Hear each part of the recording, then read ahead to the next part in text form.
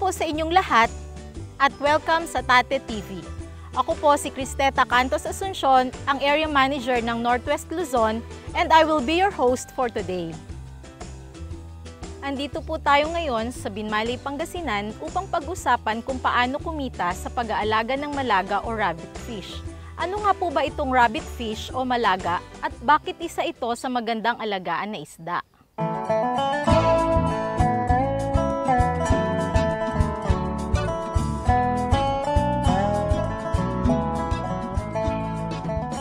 Ang malaga po ay kabilang sa pamilya ng mga rabbit fishes at ang karaniwang ginagamit po sa aquaculture ay ang Siganus guttatus o yung sa Tagalog tinatawag pong malaga.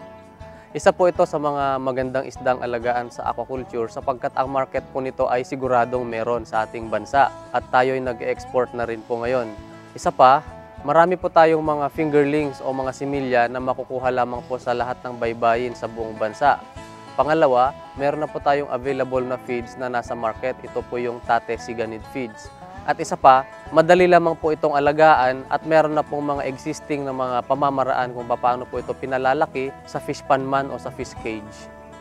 Ang maganda rito, ang presyo nito ay hamak namang po mataas kumpara sa mga isda kagaya ng tilapia at bangus na atin pong inalagaan sa ngayon.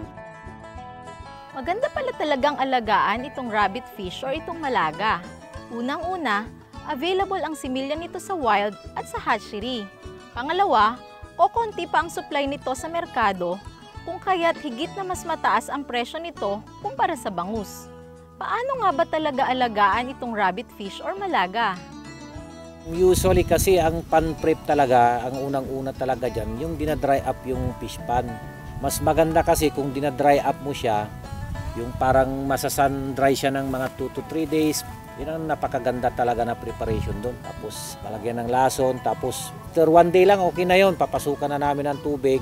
So after mga, sabihin mo na 5 days, okay na yun, magsisettle na lahat yung mga, kung ano man yung nandyan na naiwan na mga dumi-dumi. Katapos yan, after mga 2 to 3 weeks, okay na yun. Basta ang importante dyan, na i-pan prep mo, na i-dry up mo yung fish pan. Maganda na yun na preparation. Usually kasi ang malaga naman, kung baguhan ka, syempre hindi mo gaanong ma-identify kung alin yung fake o kaya yung tunay na na klase ng malaga. Kasi sa klase ng malaga, yung dotted at saka yung stripe. Yung dotted at saka stripe, pag yun na nakuha mo, ibig sabihin magandang klase yun. Yun ang pinapalaki talaga, na yun ang kilala sa market na talagang binibili nila.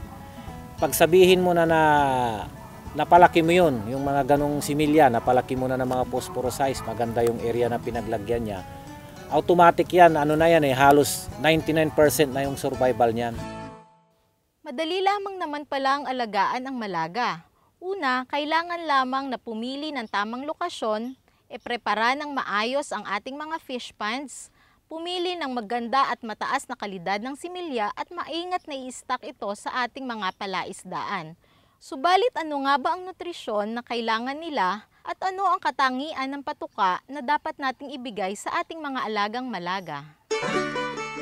Mahalaga po dito na malaman natin na ang malaga ay iba po sa mga isdang inaalagaan natin. Kung kaya't kailangan tayo po ay magbigay ng special na pagkain para dito sa malaga, para atin pong makuha yung tamang laki nito ng mas mabilis at mas malaki. Ang tate ay gumawa po ng feeds para po sa malaga. So meron po kaming 5 uri ng feeds para dito, depende po sa laki nito at edad. Kapag ang malaga ay nasa timbang na 1 gramo hanggang 5 gramo, pinapakain po natin ito ng rabbit fish fry mass or yung RAB1. Pinapakain po natin ito ng 7 hanggang 8 beses sa rate na 10 to 8% of the average body weight. Susunod, kapag ang isda ay nasa 6 hanggang 10 gramo, unti-unti na po tayong nag-shift sa rabbit fish pre-starter or yung RAB2. So, ang pagpapakain po natin dito mula 7 hanggang 6 na beses at 8 to 6% ng average body weight. Susunod nito, kapag ang malaga ay nasa 11 hanggang 50 gramo na, pinapakain na po natin ito ng starter. Ang feeding rate natin dito ay 6 to 5% ng average body weight at pinapakain po natin dito ng 7 beses sa isang araw. Kapag ang malaga po ay nasa bigat na po na 51 hanggang 100 gramo, pwede na po tayong mag-shift sa huli ng grower o yung Rabbit Fish 4 or Rab 4. Ang dami po ng ipinapakain ay 5 to 4% ng average body weight at atin po itong ibinibigay ng 6 na beses sa isang araw. At ang pagpapakain po ng grower ay magtatagal hanggang sa ang rabbit fish ay lalaki ng 180 grams. Kapag ka naabot na po ang ganong timbang, pwede na rin po tayong mag-start na magpakain ng rabbit fish 5 or yung rabbit fish finisher sa rate na 2.5 hanggang 2%. At binibigay po natin ang feeds na ito ng 5 beses sa isang araw. Ang kagandahan po ng paggamit ng Tate Rabbit Fish ay naibibigay nito ang tamang nutrisyon para sa ating mga alagang malaga. Napapalaki natin ito sa tamang oras at napapalaki natin sa gusto nating timbang. At ang kagandahan pa nito, ito po ay nasa market lamang po kung kaya't madali po tayong makabili at makapagpakain ng ating mga inalagaan. Ito rin pong rabbit fish feeds na gawa ng tate ay mababa ang FCR sapagkat ito po ay stable sa tubig, madaling matunaw at yun nga po, dala nito ang lahat ng mga nutrient na kayang i-absorb ng katawan ng malaga.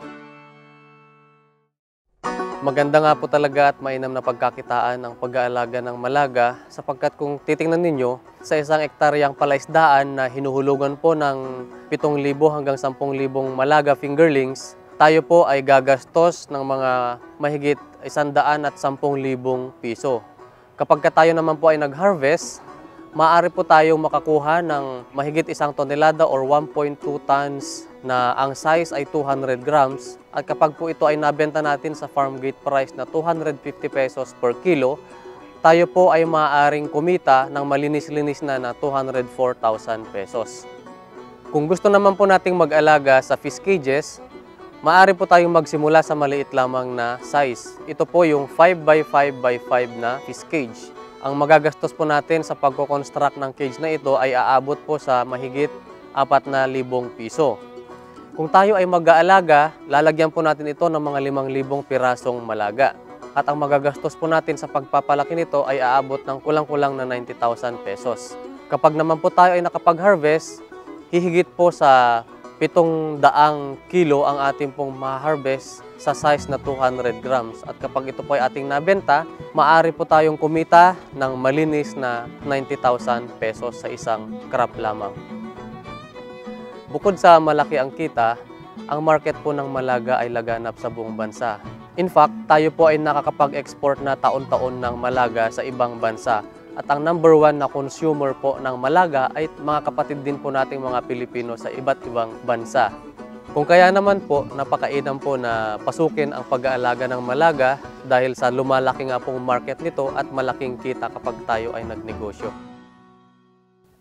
Talaga palang importante ang pagpili ng tamang patuka para sa matagumpay na pag-aalaga ng rabbit fish. Sa paggamit ng Tate Rabbit Fish Feeds, tayo nakasisiguro na ito'y sadyang ginawa na naaayon sa pangangailangan ng ating mga inaalagaang malaga. Ano naman kaya ang masasabi ng ating mga customers tungkol dito? Noon kasi gumagamit lang kami kahit anong klaseng brand ng feeds. Ngayon, nung inintroduce sa amin yung Malaga feeds ng Tate, doon namin nakakitaan ng magandang kalidad ng stocks namin. Nung una, nakaka 1.3 yung FCR po namin. Bukod dito, napakainam para sa Malaga yung Malaga feeds kasi na-design po yun doon sa kailangan ng Malaga, lalo na yung protein content ng feeds ay talagang napakataas compare sa bangus feeds. So, pag hinarbis mo talaga yung Malaga, makikita mo na bulky siya, muscular, maganda yung katawan, maganda yung meat ng Malaga. Unang-una, halos doble sa presyo ng bangus ang halaga, saka hindi ka gaanong mahihirapan sa pagpakain. Bukod doon, kunti lang ang nakakain niya, malaki nang kikitain.